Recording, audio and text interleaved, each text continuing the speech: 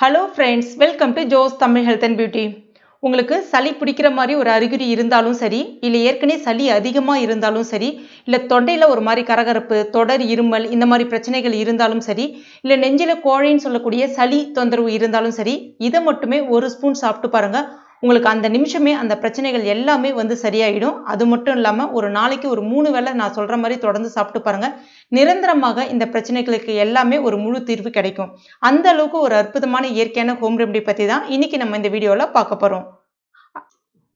இதை இப்போ நம்ம எப்படி செய்யறதுன்னு பார்க்க ஆரம்பிச்சிடலாம். அதற்கு முதல்ல ஒரு பாத்திரம் ஒன்று எடுத்துக்கங்க. இப்போ இதில் 1 கிளாஸ் அளவுக்கு பால் சேர்த்துக்குங்க. பால் வந்து எப்பவுமே திக்கான பாலாக பயன்படுத்தாதீங்க. இப்போ உதாரணத்துக்கு ஒரு 1/2 கிளாஸ் அளவுக்கு பால் திக்கான பால் எடுக்கிறீங்கன்னா அதில் ஒரு 3/4 கிளாஸ் அளவுக்கு தண்ணி சேர்த்து பயன்படுத்துங்க. ஏன்னா சளி சம்பந்தமான பிரச்சனைகளுக்கு பால் வந்து திக்காக வந்து பயன்படுத்தக்கூடாது. இப்போ இதில் ஒரு 1/4 ஸ்பூன் அளவுக்கு நம்ம சாதாரணமாக சமையலுக்கு பயன்படுத்தக்கூடிய மஞ்சள் பொடி சேர்த்துக்குங்க. இப்போ இதை மிதமான தீயில வச்சுட்டு அந்த 1 கிளாஸ் பால் வந்து 3/4 கிளாஸ் ஆகிற அளவுக்கு நல்லா கொதிக்க வச்சுக்கோங்க. இப்போ பால் நல்லா கொதிச்சிடுச்சு. இந்த பால் வந்து ஆற விடக்கூடாது. நல்லா சூடாக இருக்கும்போது தான் இதை நம்ம குடிக்கணும். அதனால முதல்ல இதை ஒரு கிளாஸ்க்கு மாற்றிக்குங்க. இப்போ இதில் 1 ஸ்பூன் அளவுக்கு பனங்கற்கண்டு.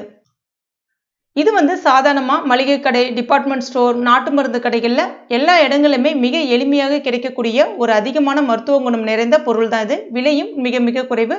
ஆனால் மருத்துவ குணம் ரொம்ப ரொம்ப அதிகம்னே சொல்லலாம். இப்போ இது கூட சேர்த்துட்டு ஒரு தடவை நல்லா கலந்துக்குங்க. இப்போ இதை காலையில் ஒரு வேளை குடிங்க. அதுக்கப்புறம் நைட்டில் படுக்க போகிறதுக்கு முன்னாடி ஒரு வேளை குடிங்க. முடிஞ்சால் மதியம் சாப்பிட்றதுக்கு ஒரு மணி நேரத்துக்கு முன்னாடி ஒரு 11 மணி 12 மணி போல் இதை நீங்கள் குடிக்கலாம். இதே மாதிரி ஒரு நாளைக்கு 3 வேளை குடிச்சு பாருங்கள். உங்களுக்கு எப்பேற்பட்ட அடுக்கு தும்மல், சளி தொந்தரவு இருந்தாலும் சரி, இருமல் இருந்தாலும் சரி, நெஞ்சில் கோழை இருந்தாலும் சரி, எல்லாமே வந்து சரியாகிடும். அது மட்டும் இல்லாமல் உங்களுக்கு சளி பிடிக்கிற மாதிரி ஏதாவது ஒரு அறிகுறி தெரிஞ்சாலோ, இல்லைனா தொண்டையில் கரகரப்பு அதிகமாக இருந்தாலும் சரி, இல்லை தொடர் இருமல் இருந்தாலும் சரி, பாலோடு தான் இதை சாப்பிடணும்னு கிடையாது. 1 ஸ்பூன் அப்படியே இந்த பனங்கற்கண்டை எடுத்து வாயில் போட்டுக்குங்க. கடிச்சுலாம் சாப்பிடாதீங்க. கொஞ்சம் வாயில் உமிழ்நீரோடு சேர்த்து அப்படியே கொஞ்சம் கொஞ்சமாக சப்பி அந்த தொண்டையில் அதனுடைய சாறு நல்லா இறங்குற அளவுக்கு அப்படியே சாப்பிடுங்க. இந்த மாதிரி சாப்பிடும்போது அந்த சளி, இருமலை ஏற்படுத்தக்கூடிய அந்த கிருமிகளை அழிக்கக்கூடிய தன்மை வந்து இந்த பனங்கற்கண்டுக்கு உண்டு.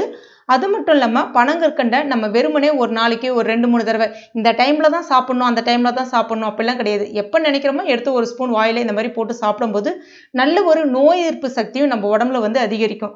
பொதுவாகவே நோய் எதிர்ப்பு சக்தி நம்ம உடம்புல குறைந்தாலே நமக்கு ஏகப்பட்ட நோய்களும் வர ஆரம்பிக்கும். இந்த மாதிரி நீங்கள் அடிக்கடி சாப்பிடும்போது பார்த்தீங்கன்னா நம்ம உடம்புல நல்ல ஒரு நோய் எதிர்ப்பு சக்தியும் அதிகரிக்கும். அடிக்கடி சளி தொந்தரவு, இருமல் தொந்தரவு இந்த மாதிரி எந்த மாதிரியான பிரச்சனைகளும் இருக்காது. அது மட்டும் இல்லாமல் நம்முடைய குரலும் நல்ல இனிமையா அழகா இருக்கும். அந்த பாலில் கலந்து சாப்பிட்றது வந்து உங்களுக்கு நெஞ்சில் சளி அதிகமாக இருக்குது அப்படின்னா ஒரு நாளைக்கு 2 தடவைன்னு சொல்லிட்டு ஒரு 3 நாளைக்கு தொடர்ந்து சாப்பிட்டுட்டு வந்து பாருங்கள். உங்கள் நெஞ்சில் இருக்கக்கூடிய சளி அனைத்துமே வந்து வெளியேறிடும். அந்த அளவுக்கு ஒரு அற்புதமான ஹோம் ரெமெடி இது. பொதுவாகவே பாலில் மஞ்சள் பொடியை நம்ம சேர்த்து சாப்பிடும்போது பார்த்தீங்கன்னா நம்ம உடம்புல இருக்கக்கூடிய நச்சுக்களை முழுமையாக அகற்றக்கூடிய தன்மை வந்து அந்த மஞ்சள் பொடிக்கு உண்டு. அது மட்டும் இல்லாமல் நல்ல ஒரு நோய் எதிர்ப்பு சக்தியும் அதிகரிக்கும். பால் வந்து எப்பவுமே நான் ஏற்கனவே சொன்ன மாதிரி திக்காக பயன்படுத்தாதீங்க, தண்ணியாக பயன்படுத்துங்க. ஏன்னா சளி சம்பந்தமான பிரச்சனைகளுக்கு பால் வந்து திக்காக பயன்படுத்தவே கூடாது. மறக்காமல் ட்ரை பண்ணுங்கள். ட்ரை பண்ணிவிட்டு மறக்காமல் எனக்கு கமெண்ட் பண்ணுங்கள். இந்த வீடியோ உங்களுக்கு பிடிச்சிருக்கும் நம்புறேன். பிடிச்சிருந்தனா லைக் பண்ணுங்கள். உங்கள் நண்பர்கள் மற்றும் ஃபேமிலி மெம்பர்ஸ் கூட மறக்காமல் ஷேர் பண்ணுங்க.